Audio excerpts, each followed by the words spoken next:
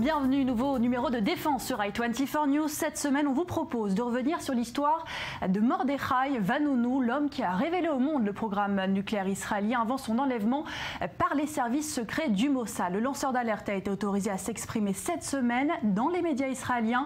C'est une première depuis sa libération en 2004. On va écouter son interview dans un instant, mais d'abord, retour sur son parcours, c'est avec Alexandre Leduc.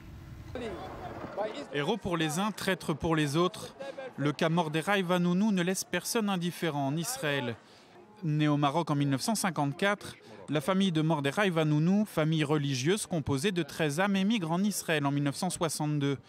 Au lycée, Mordechai Vanunu est un élève moyen et il rompt une première fois avec la tradition familiale en s'éloignant peu à peu de la religion juive. Après un service militaire effectué dans le génie combattant, il retourne vivre chez ses parents à Beersheva.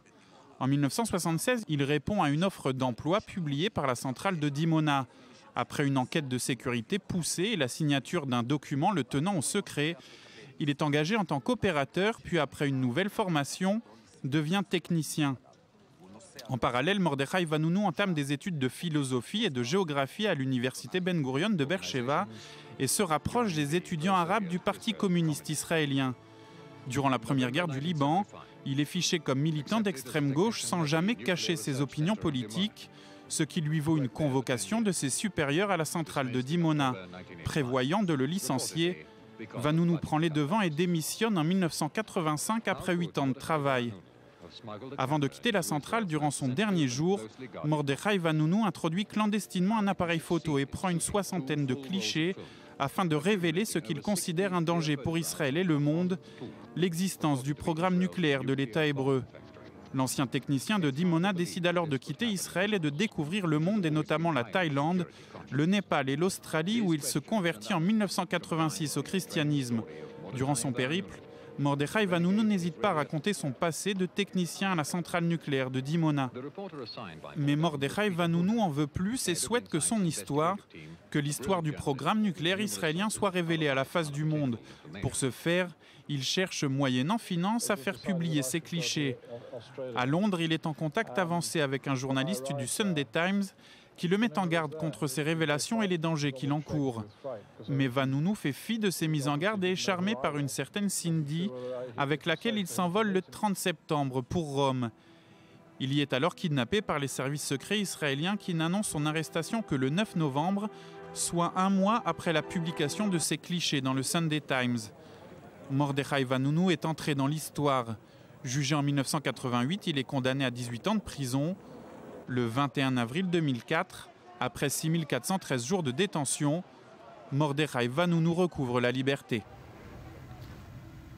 Et je vous le disais, Mordechai Vanunu a donc été autorisé à s'exprimer pour la première fois dans une interview accordée à nos confrères de la deuxième chaîne de télévision israélienne. C'était cette semaine. Il raconte le processus qui l'a amené à faire ces révélations fracassantes au cours de ses années de travail à Dimona. Et comment, vous allez le voir, il a été dupé par une touriste américaine qui s'est révélée être un agent du Mossad. Mordechai Vanunu, bonjour. Bonjour. Est-ce que ça en valait la peine? La question n'est pas de savoir si ça en valait la peine, mais si ce que j'ai fait était juste ou non, et si le prix que j'ai payé était justifié ou non. C'est plus compliqué que cela. Alors je m'adresse à l'homme Mordechai Vanunu. Si c'était à refaire, est-ce que vous le referiez, compte tenu de ce que ça vous a coûté? Je l'ai fait parce que personne d'autre ne l'aurait fait à ma place. Personne n'en avait la capacité ou s'en sentait le devoir. Et parce que je suis parvenu à la conclusion que l'opinion publique, le Moyen-Orient et le monde entier devaient connaître l'existence de cette poudrière. Les quantités, les chiffres, les matières manipulées dans un petit pays qui, en 1986, comptait seulement 5 millions d'habitants. Revenons aux faits. Vous avez travaillé comme technicien nucléaire durant 9 ans, depuis 1976. Quand est-ce que vous avez réalisé ou décidé de passer à l'acte?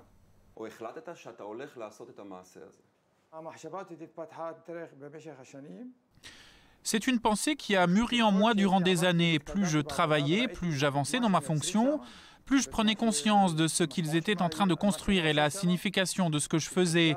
Et alors l'idée qu'il fallait qu'Israël et le monde sachent la vérité a fait son chemin. Revenons à ce moment où vous décidez de prendre une caméra. Vous vous rendez dans l'infrastructure la plus protégée d'Israël et vous vous mettez à filmer. J'ai décidé de filmer avant qu'on me licencie. On ne sait jamais qui peut rentrer ou sortir, alors j'ai décidé qu'au moment où j'allais quitter mon travail, 1 ou 2 mois avant, j'allais introduire ma caméra, filmer et prendre le matériel avec moi. Quand vous vous mettez à filmer, personne ne remarque? Comment c'est possible?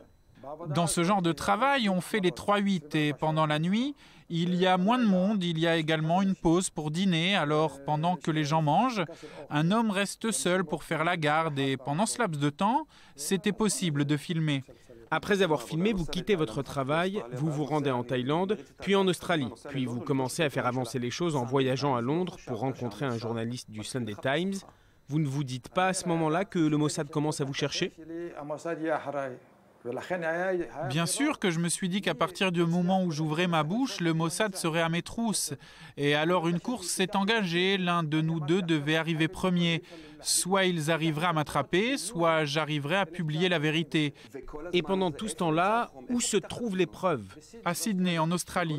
Et où se trouvent exactement les photos pendant tout ce temps-là? Sur moi, dans mon sac à dos avec lequel je me baladais en Thaïlande, à Bangkok et à Katmandou. Donc en fait, vous vous baladiez avec une véritable bombe accrochée à votre dos? Oui, et j'ai même pris le risque que les photos puissent brûler.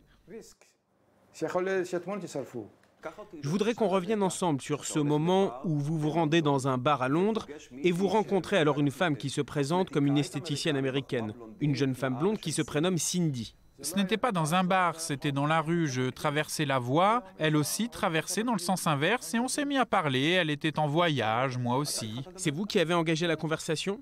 Oui, c'est la meilleure façon de faire tomber un homme.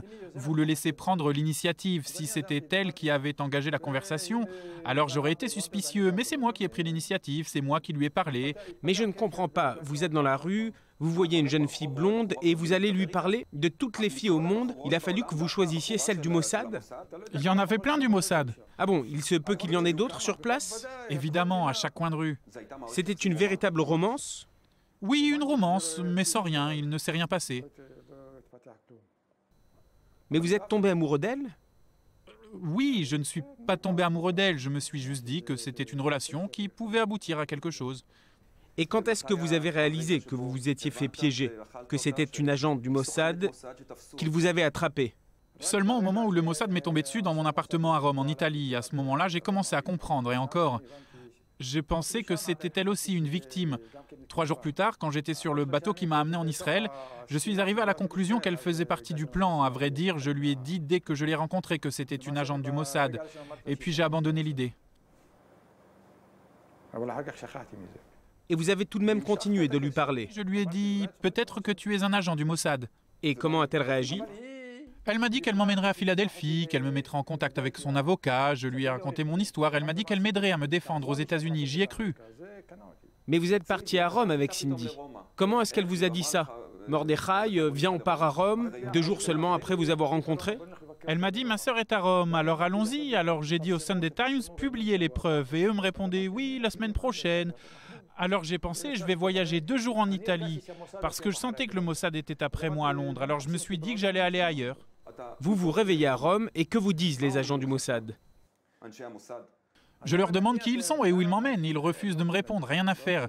Je leur dis que je veux parler à leur commandant, ils refusent aussi. Ils n'ont donc pas répondu à mes questions et ils ne m'ont pas dit où on allait jusqu'à la dernière nuit. Vous avez essayé de vous enfuir? J'étais attaché comme Kunta Kinte, pieds et mains liés au lit avec des chaînes. Même lorsque je mangeais, je restais attaché. Je suis resté attaché à mon lit pendant 7 jours. Ils ont mis en place une opération vraiment spéciale. Ce n'est pas vraiment une capture. N'importe quel homme peut faillir à cause d'une femme, vous y compris. Dora Ben Sapir, bonjour. Bonjour. Comment est-ce qu'on a réagi en Israël? Est-ce que c'était vraiment une surprise lorsque Vanunu a révélé ce programme nucléaire? Écoutez, pas vraiment, parce que c'était un petit peu un secret polichinelle. En Israël, quasiment tout le monde savait qu'Israël est devenu une puissance nucléaire, même si officiellement Israël ne reconnaît toujours pas faire partie de ce club très fermé des puissances nucléaires. Et par exemple, dans les médias israéliens, eh bien, on n'a pas le droit de dire, ou alors lorsqu'on évoque le programme nucléaire israélien, ou le fait qu'Israël soit une puissance nucléaire, eh bien, on doit toujours rajouter la phrase convenue selon des publications étrangères. Donc, je réponds à vos questions en précisant que selon des publications étrangères, eh bien, Israël est une puissance nucléaire. Ce qui a surpris par contre les Israéliens, c'est que l'un des leurs les trahissent en quelque sorte et livrent des c'est un des personnage secrets. qui est détesté en Israël. Oui, parce qu'il est un petit peu considéré comme un renégat, puisque non seulement à Israël, à son État, mais également au peuple juif, il a choisi de se convertir, il a choisi de devenir chrétien, et pendant d'ailleurs une très longue période, il refusait de s'exprimer en hébreu après sa libération de prison.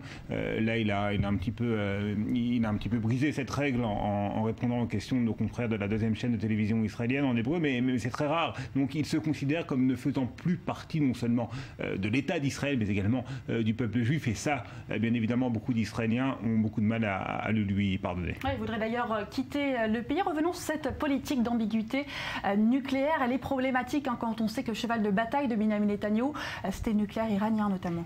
Oui, alors le problème, c'est qu'avec l'accord sur le nucléaire iranien, eh bien, les Israéliens redoutent justement, précisément, que l'Iran, semble-t-il, étant donné qu'elle est capable, en tout cas qu'elle affirme vouloir accepter avec cet accord des inspections beaucoup plus fréquentes et beaucoup plus poussées que par le passé sur ces sites nucléaires, eh bien, en Israël, on craint que la communauté internationale n'en vienne à demander à Israël d'en faire de même et d'accepter des inspections sur les sites supposés nucléaires en Israël. Et de cela, en Israël, bien évidemment, on ne veut pas entendre parler. Mais un mot peut-être sur Mordechai Vanunu à nouveau.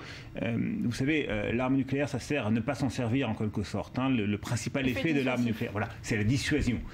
Et lorsqu'un Mordechai Vanunu donne les preuves qu'Israël effectivement détient l'arme nucléaire, eh bien quelque part, ça rend un petit service à Israël paradoxalement. Parce que là, les ennemis d'Israël ont acquis la certitude qu'Israël dispose de l'arme nucléaire. On pourrait presque dire un petit peu ironiquement que Mordechai Vanunu, encore une fois, a rendu service au pays qu'il déteste tant.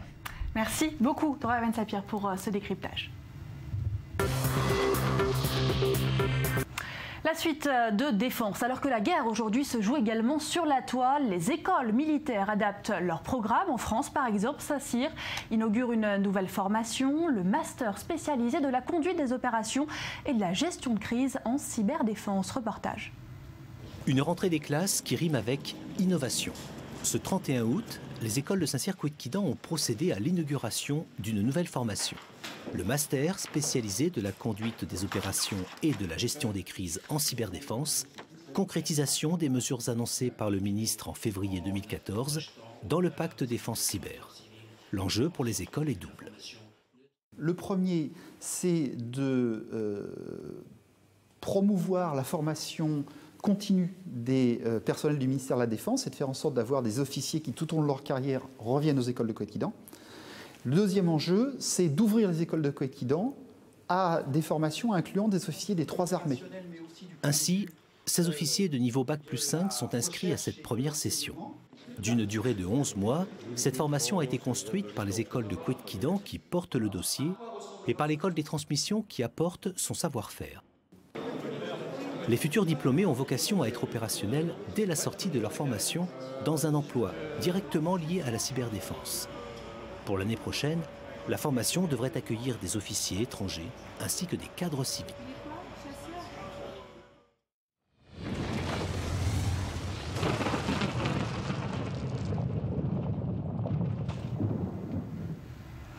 On termine ce numéro en Chine avec ses commémorations en grande pompe de la fin de la Seconde Guerre mondiale, 70 ans après la capitulation du Japon. L'occasion pour Pékin d'afficher sa puissance militaire sur la scène mondiale. On voit ça avec Maxime Pérez.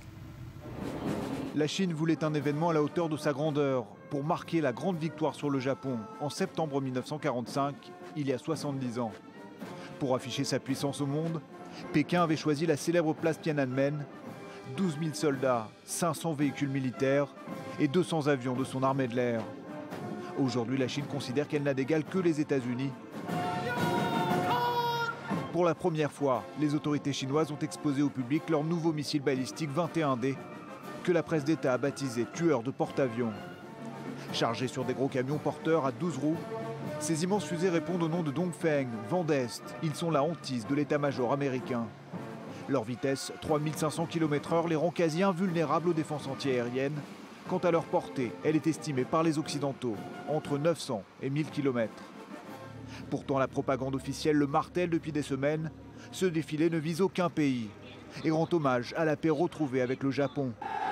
Mais Tokyo a décliné l'invitation. Pas Vladimir Poutine, le président russe était aux premières loges, aux côtés de son homologue chinois. Xi Jinping, qui pour l'occasion a accueilli en grande pompe une trentaine de chefs d'État. Au Palais du Peuple de Pékin, le président chinois a donné une immense réception. Qu'importe les mots, le régime de Pékin continue de mettre mal à l'aise le défilé militaire et les festivités du 70e anniversaire de la victoire de 1945 comptaient deux grands absents, le président américain Barack Obama et la chancelière allemande Angela Merkel. Et c'est la fin de ce nouveau numéro de Défense. Je vous retrouve dès la semaine prochaine pour une nouvelle immersion au cœur de la planète stratégique et militaire. Soyez au rendez-vous.